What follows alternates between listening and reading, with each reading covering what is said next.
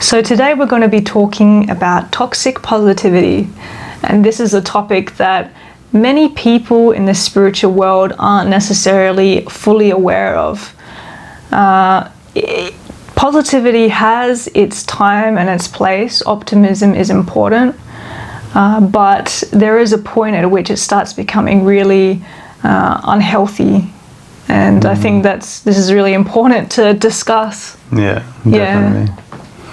I feel it's one of those things that can easily become a form of spiritual bypassing, in the sense that when you're too focused on the positive and only the good stuff, the positive vibes, you really aren't acknowledging the present moment as it is.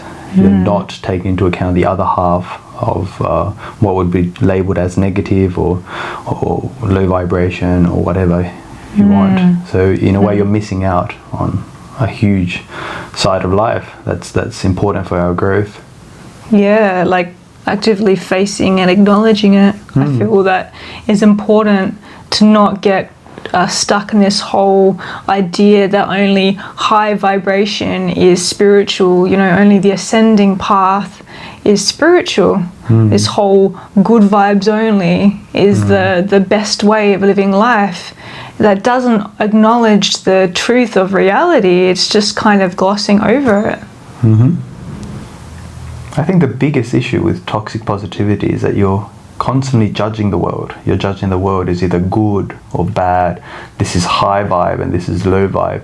And it's emphasizing a division. It's really creating that disunion that leads to a perception of a fragmented world. And in reality, spirituality is about the opposite. It's about finding wholeness, about integrating, about bringing all these extreme forces together to create that sense of oneness, of wholeness. And when we're using our minds to label and fragment the world in such a way, it's doing ourselves a disservice. In the short term, it's good. It creates it's like a pacifier to cope with the moment, but in the long term, it'll work against you. Yeah, that is so true. I feel like it's very, toxic positivity is very life-denying. It's kind of brushing over how we feel. It's kind of just pacifying it, as you said. It's just like, oh, it's okay.